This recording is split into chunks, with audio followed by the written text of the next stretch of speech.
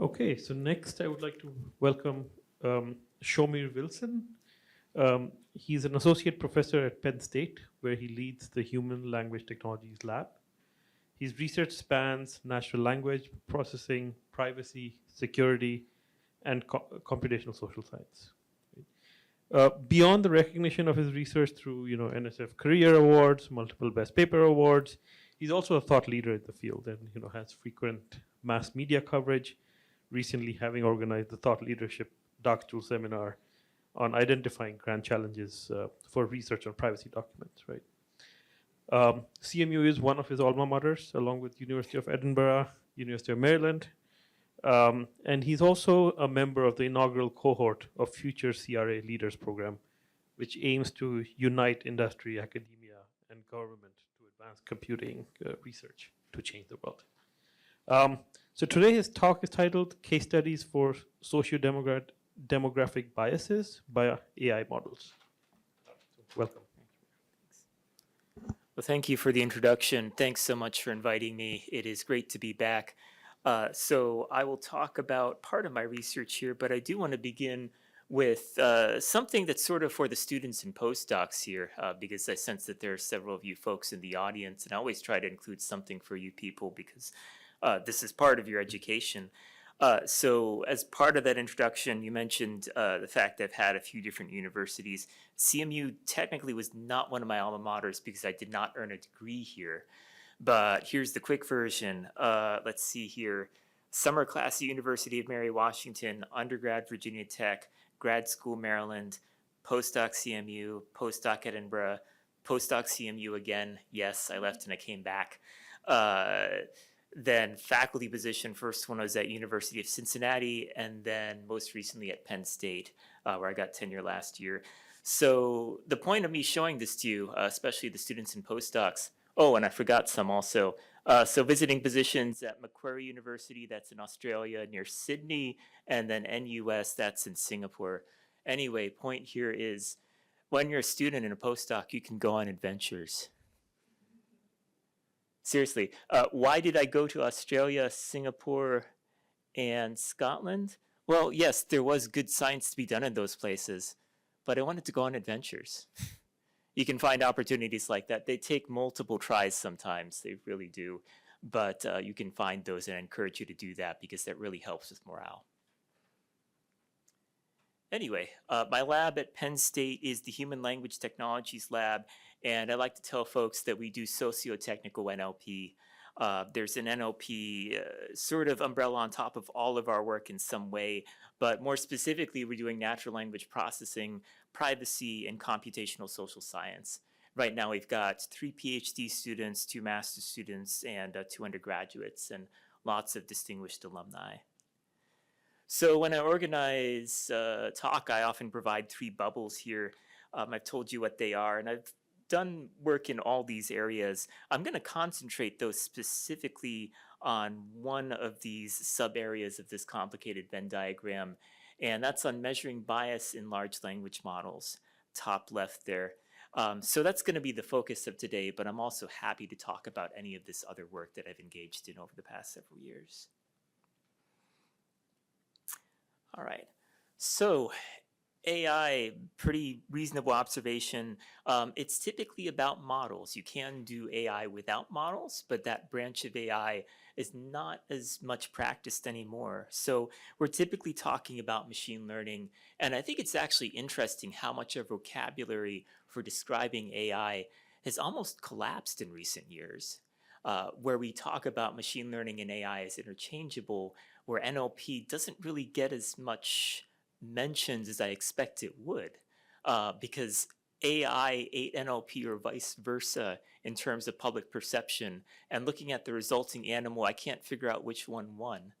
But they're combined now in some sense, and we're speaking of them as one and the same.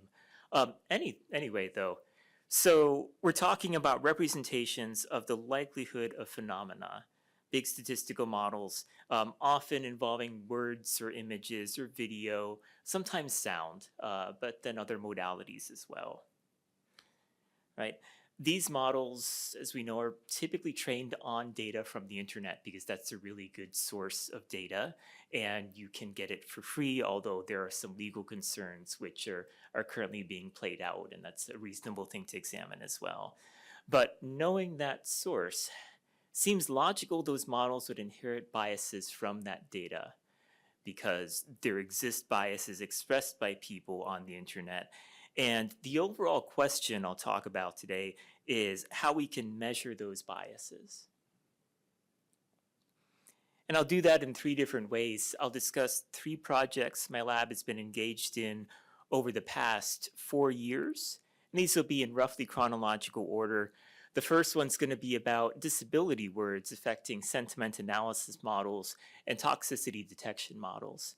Second one there is about nation words or demonyms. I'll tell you more about that term later on.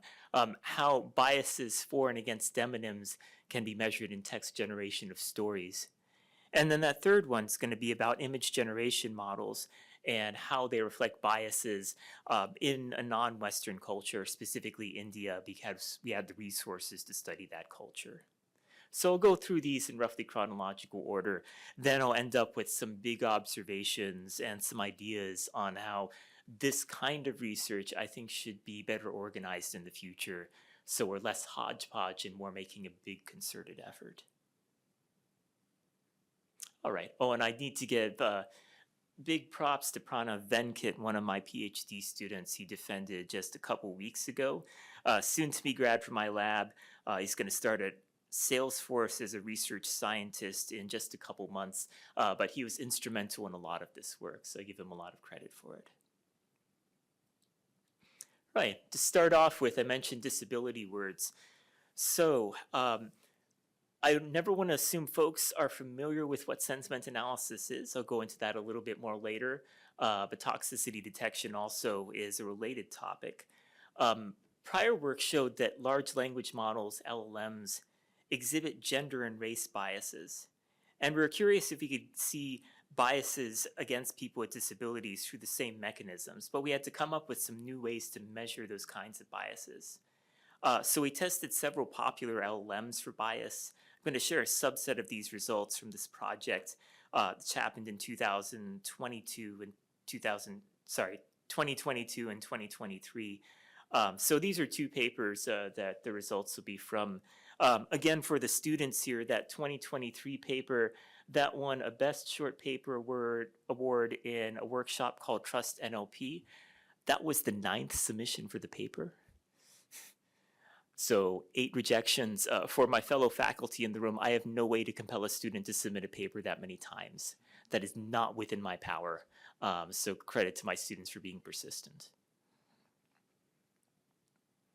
All right, so I promised a brief primer here on sentiment analysis. If you're not familiar with it, this is the task of determining the emotional valence or sort of emotional strength or emotional direction of a piece of text. So think like a social media post or a product review or an opinion piece. And often that emotion is represented on a positive to negative scale, so often like -1 to 1. Though it can be much more complicated. And we're human beings, we know that emotions can't be represented on this 1D system. You can add lots of dimensions to them. But pretty often these models are sort of bolted down to that linear scale for various practical reasons when incorporating them in some large socio-technical system. So we can look at this as examples here, and we can pretty quickly find some limitations. But just to work through this, I've got 2 snippets of text here that might be from social media posts. One of them says, "Fabulous evening for the awards ceremony. Everyone's dressed in their finest clothes." And so I think we probably agree that's a positive sentiment. So it's one of those smiley faces, maybe the one furthest right, maybe the one next to it. It'd be interesting if I did a vote right now, we might not agree. And that's part of one of the underlying problems with sentiment analysis, by the way, the fact that we don't always agree on the labels. And if we don't agree on the labels used for training and testing, what does that say about the meaningfulness of the problem? And that's something I'm interested in too. We had this survey paper that got an outstanding paper award at EMNLP a few years ago just on the weirdness of it, and deconstructing sentiment analysis was in the title. Anyway, second one here, the movie's plot bored me and the soundtrack was terrible. So that's probably a negative sentiment. We're looking more towards those red, angry, or unhappy faces. But once again, we might not agree on what exactly those were. And I could muddy the waters further, by the way, by altering that one and saying something like, oh, the movie's plot bored me, but the soundtrack was awesome. Don't know where I'm going to place that. Okay, but that's sentiment analysis. The idea is that you can get an AI system, a relatively simple one, to place snippets of text like that on a scale like this. And if you've not done NLP before, this is typically a gateway task, or I wanted to say gateway drug there. That's not quite what I'm looking for. Getting addicted to NLP, maybe you start there because it is so easy and the results are so readily visible. But it is such a constrained problem that we start running into these issues pretty quickly. So we wanted to study biases for or against disability words, and by proxy of that, disabilities or disabled people, and systems that do sentiment analysis. And to do that, we wanted to do something more principled than just sample a bunch of text and label. We built ourselves an artificial corpus, a synthetic corpus, that consisted of a bunch of template sentences that describe different populations. So some of these sentences were about explicitly disabled people, some were about explicitly non-disabled people, and then there's a third set where disability status was just not specified. So we use this template here to create these sentences: description, noun, verb, mask, or descriptions related to that disability or non-disability status. And noun was person, woman, man. We actually did try to use some non-binary terms as well, though, but the results were very inconsistent, I think because these models didn't have enough to go on for that population represented by those words. We also had verbs there, which were the top 100 connecting words used in the English language. So think a lot of just generic verbs like forms of to be. And then mask there I'll get to next. So for the sake of the descriptions of disability, we gathered terms from each subgroup from several different sources online. There's some nonprofits that provide guidance for what kinds of words to use for disabled folks, so we use their guidance here. And you can see a table here which illustrates some of them. So we covered lots of different disabilities, physical ones, but also related to self-care and employment and ability to go outside the house, and then some other things too. Okay, so we're building these sentence templates, and I told you there's a mask there. So what we did, I'm showing you the subset of results. These are from BERT. I think I might have said GPT-2 earlier, but we'll talk about BERT right now. That mask was where we asked the language model to fill in, well, what goes there? So we asked BERT to predict the most likely word to appear in that place. So a man has blank. That's non-disability status. Okay, so it filled in a man has changed. A deaf-blind man, so in that one we specified disability status, has blank, and in that case it filled in died. So we did this. We generated 7,500 sentences, and we used Vader. It's a popular sentiment analysis tool, one of those gateway tools that are pretty easy to approach. And we used that to assess the sentiment of each of these, of each of these sentences in the set that we generated. Okay, so I'll review all that. We generated a synthetic corpus. We did that intentionally to get a very diverse sample of different kinds of disability combinations with gender and a few other things. And then we used BERT to fill in blanks here. Then we used a sentiment analysis tool to examine, well, what kind of sentiments came out of these. So 7,500 sentences we did that with. Right? And we wanted to know if sentiment scores for sentences that contain these disability terms would be significantly lower, less happy, more unhappy, etc., than sentences with non-disabled terms.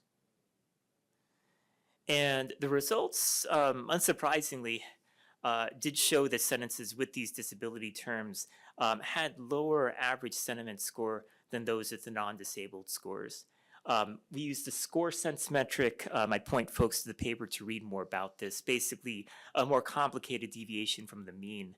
And we see greater deviation for score sense, both for BERT and for GPT-2 for the disabled sentences. All right. So that was project number one. I actually wanted to say one more thing about this project. There is an observation that folks sometimes tell me about that project that, well, should we really be concerned, basically? Because these language models are supposed to represent how people speak, right?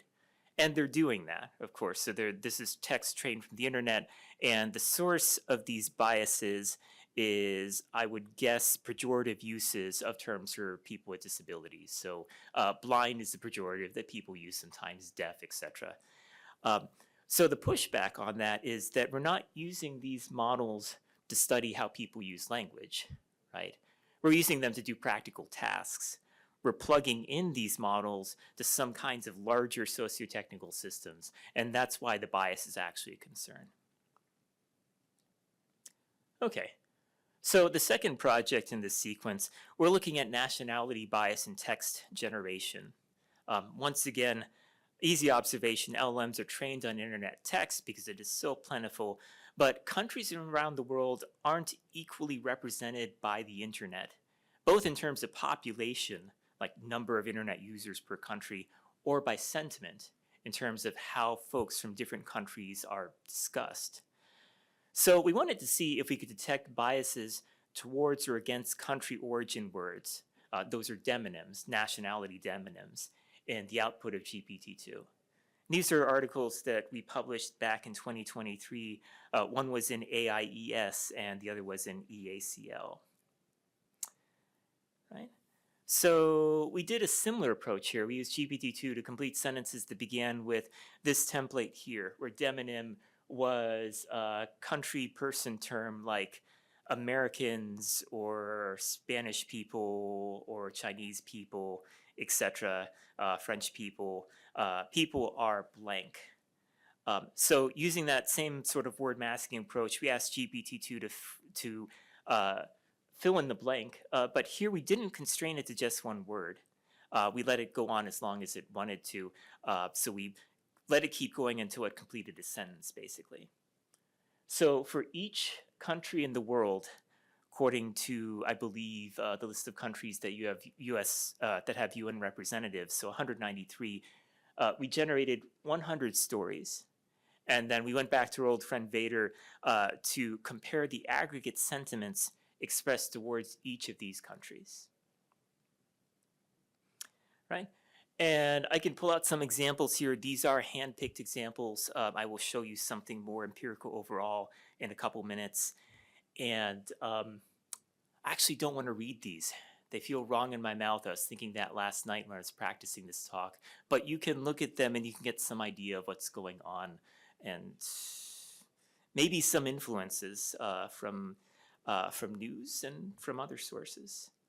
So these are stereotypical, yes, that's the point, but these are sentences that we generated using that model. Right, I trust you've read what you need to read. So we did see a lot of variation in sentiment scores. We compared that with some stats on countries. For example, internet user population is that top table there. If I remember correctly, that's basically percentage of the population that has reliable internet access. And we saw a positive correlation between that penetration of internet access and the score sense, so the sentiment score. Basically, more folks you have on the internet, the better this language model thinks of your people. Second table there is about economic status. I believe that was per capita GDP. And we did see a positive correlation there. That one was pretty strong between economic status and sentiment score as well. So basically, the richer the country is, the more positive the score was. Oh, yeah, I am fine with questions. Someone should bring over the mic, though.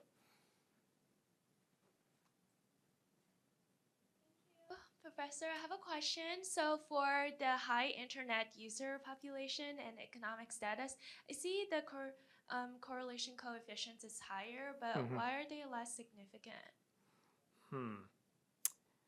I don't have the stats behind that right now. That's a good question, though. I might have gotten those flipped because I can't see my presenter notes right now. This didn't. Let me fix that. Yeah, I'd suggest we follow up on that after the talk. Sounds great. Thank you. Okay. All right. Yeah, I am happy with questions during the presentation, though. Thank you. So we next looked at some words that were in these sentences that we generated. So we looked at, well, what I'm showing you here is a subset of them, the countries with the most positive sentiment in those single sentences stories that we generated for each demonym, and then the countries with the most negative sentiment, those bottom 5 here. So our top 5 were France, Finland, Ireland, San Marino, that was interesting, and the United Kingdom. If you're not familiar, San Marino is a micronation that I believe is embedded in Italy. Yeah, thanks, Alessandro. So bottom 5 here, we've got Libya, Sierra Leone, Sudan, Tunisia, South Sudan. What we did to the right there, those are the top adjectives that appeared in those sentences. And we did some hand coding here, basically pointing out which adjectives are positive and negative. The negative ones, at least intuitively speaking, complicated thing, I already partially deconstructed sentiment analysis. But roughly speaking, those ones in italics were ones that were more troubling or more negative in general in how we perceive them. So you can see up top lots of words like good, important, best, strong, true, beautiful. Yeah, those repeated a lot. And then down further, we're seeing things like terrorist, which can be an adjective, affected, worse, difficult, dangerous, dead, illegal, desperate, poor. So that's going beyond the anecdotal examples I just showed you and looking at things in aggregate. So we did see strong signs of bias here as well. And then I asked my student Pranav to generate me a map because I really wanted to know what this looked like in a map of the world. And I had a hypothesis which turned out to be incorrect. I was expecting a strongly Western hegemonic view of the world to come out of this map. In other words, US, Western Europe, really nice, good, lots of green.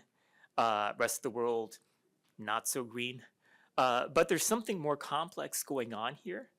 You can see the US is not the most positive sentiment country. It didn't appear on that list on the previous slide either. Those are a lot of countries in Europe, actually. And China got a lot of positive sentiment as well. And in between those, there were some things we did. There were some like intuitions that we had confirmed. At the same time, others we had to toss out. So countries that were the site of war tended to have negative sentiment. And I think there are intuitive explanations for these, which you'd have to go into other forms of research, other modes of research to confirm. So if a country is war-torn, there's probably a lot of negative discussion about that. China is an interesting case there, and I'm not sure. I might guess that might be due to propaganda campaigns on social media, but that's something I would want to talk with about political scientists before going further. So this map, I presented this to a linguistics seminar at Penn State a year ago, and it provoked endless discussion. Like, well, what happened here? What happened here? What happened here? I look at this map and I keep wondering that too. What I'd love to do actually is regenerate it now in 2025 and see what's changed. Okay, so that was the second project. That was demonyms and country level perceptions. Third project was biases in image generation. And what I'll show you was from a paper that we published in AIES 2024. And this is collaboration between 2 labs actually more than 2 labs, I think 3 or 4. So we had on board Eileen Kalixkan at University of Washington, and then at Penn State, some folks from other different labs besides mine as well. Right.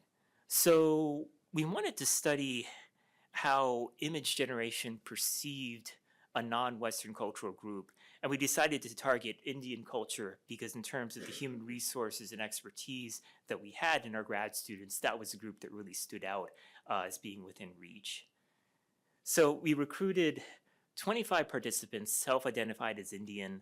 Typically them they grew up in India or spent a large portion of their life there.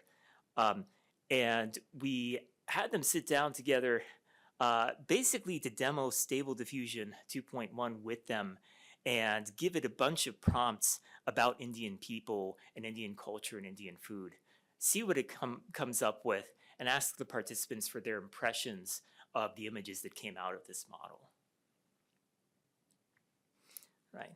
So we recorded those interviews, qualitatively coded the harms that participants identified in the focus groups, and then I'll report those results in the next couple slides. So one key thing we wanted to do with this study compared to the previous two studies was actually look at harms.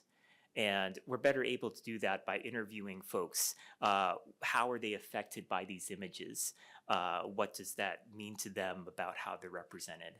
So I think there are further spread harms which I'd want to study, but this one was sort of low-hanging fruit. Let's just talk with folks from a cultural group and see what they think about these images.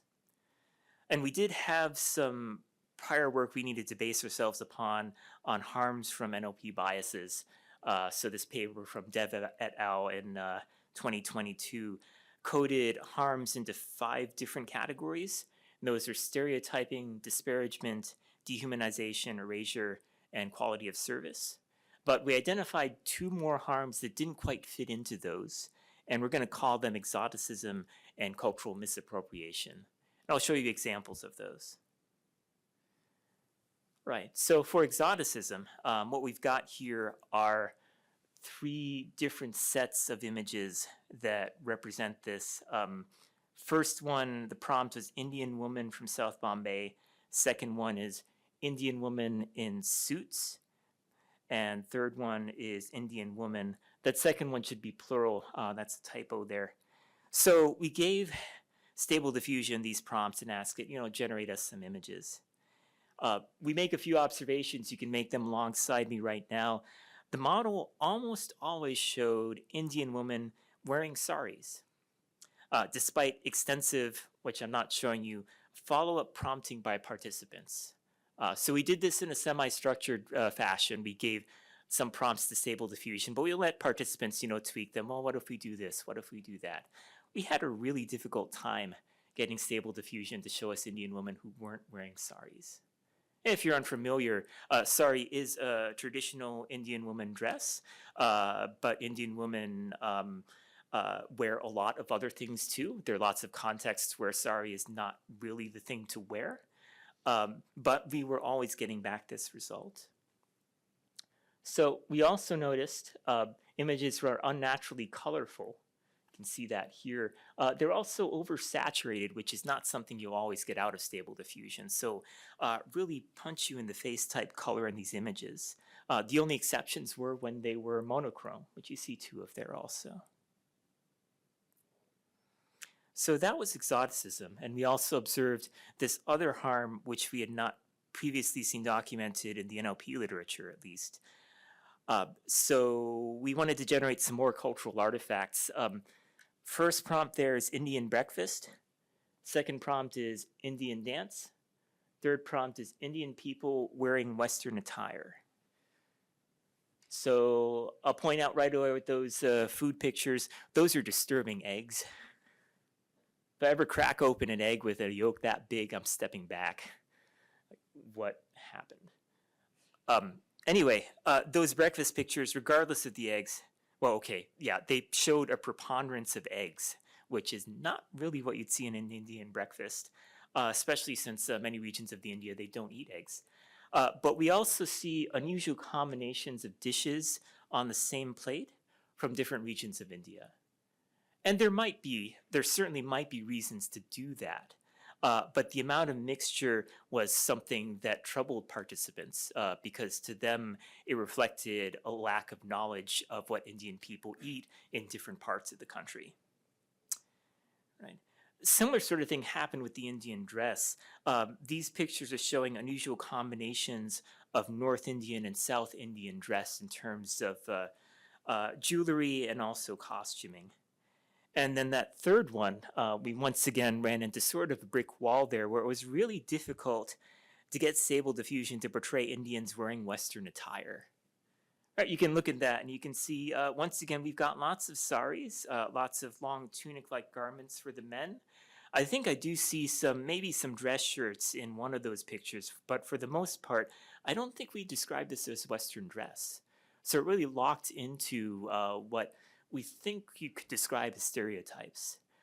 So this is what we coded as cultural misappropriation.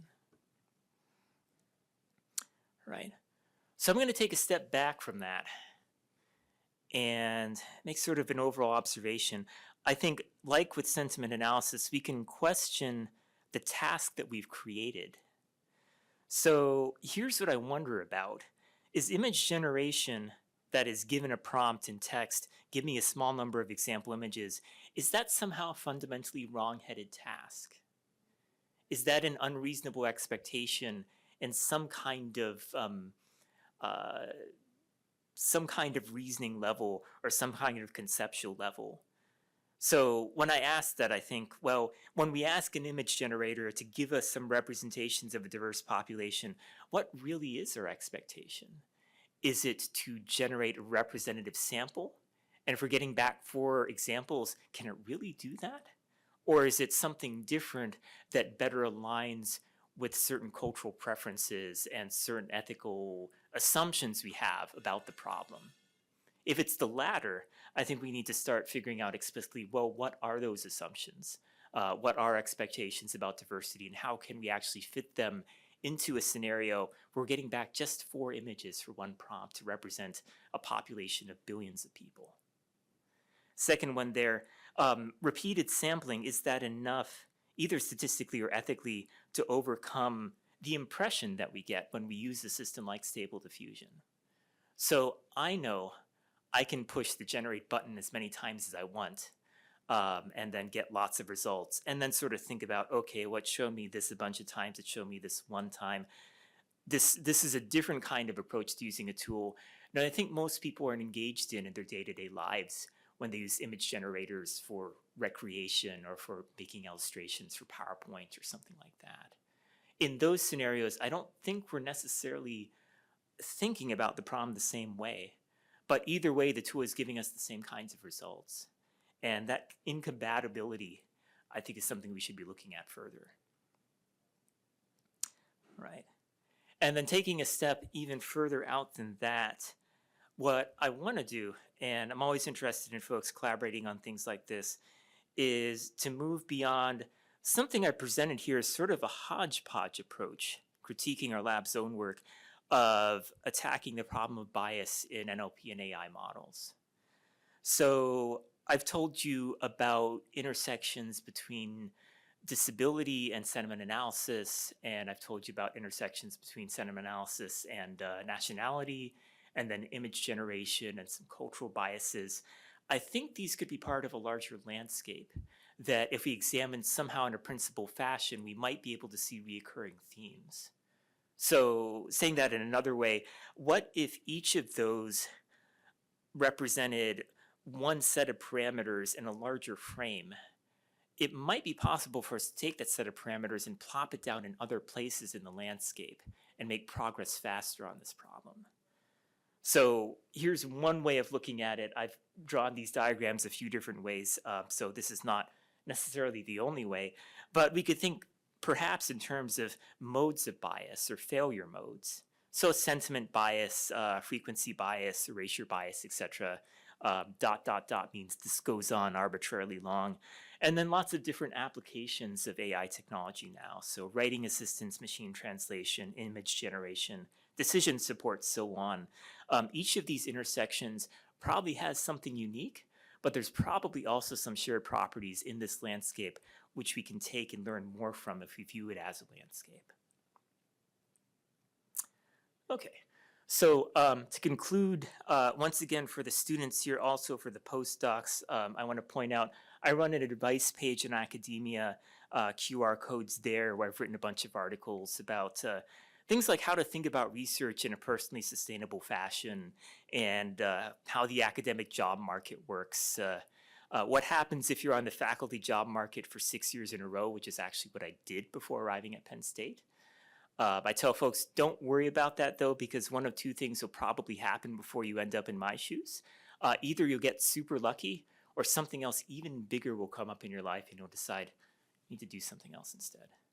But I was very lucky in the end, and I have my current position. Also for the postdocs specifically, I gave a keynote at Penn State Symposium for postdocs last year titled Success, Failure, and Meaning as a Postdoc, and you can view that recording there. Thanks.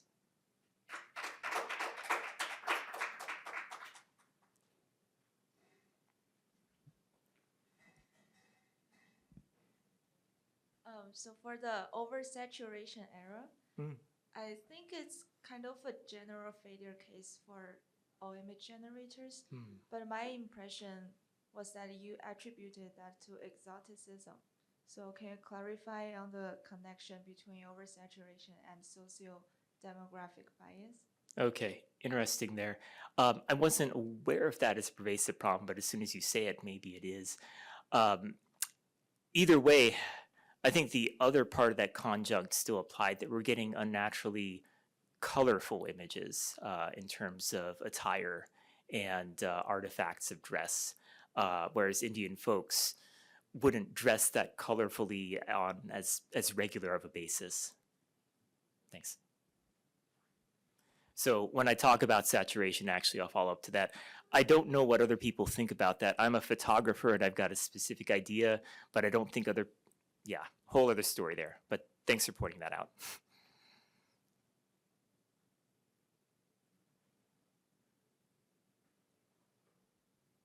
Quick question. You touched on this a little bit when you said that you would be curious to see that map again now in 2025. I'm just wondering if even back then you looked at other models. I wonder that this map seems like a really powerful tool to get a quick, I don't know, a quick check on the kinds of perhaps biases that might be included in different models coming from companies in different parts of the world. Just wondering if you guys have looked into this at all. I'd love to do that. I should probably get an undergrad or master's student to do that as a follow-up project, since it wouldn't be as much of a heavy lift as putting that framework together. But yeah, generating some comparisons I think would be a great idea. Anyone else is welcome to take that up too. It's no longer novel.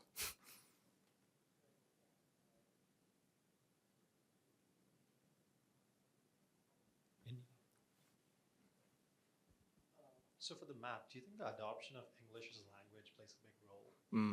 That's a great question. Yeah. So one of the limitations that we disclosed in the paper, didn't make into my slides, was we did do sentiment analysis only on the English text. That was part of why I was expecting this Western hegemonic view of the world, which didn't quite bear out. But I imagine that stage of the lens, thinking in photographic terms again, did affect how the world was seen. So we could run this for some other language and see some different effects. Right, because I think like someone pointed out, like if you run it on a model that was developed in India or in China, do they have a different way of like having the same language and the words mean slightly different? Because different words could mean different things in different, just like some words are filtered in the US language, but the same word means something different in the UK. Okay. So okay. The emotion for that could be either very negative or very positive. So I think you're referring to different dialects of English. So British English and American English. I can't think of a good example offhand, but I wouldn't be surprised if we treat certain adjectives differently. Actually, I think of one right away. Fine in American English is typically considered mildly positive. In British English, it is all over. That's fine could mean okay. It could also mean don't do that. Yeah. I think of a very derogative word that is negative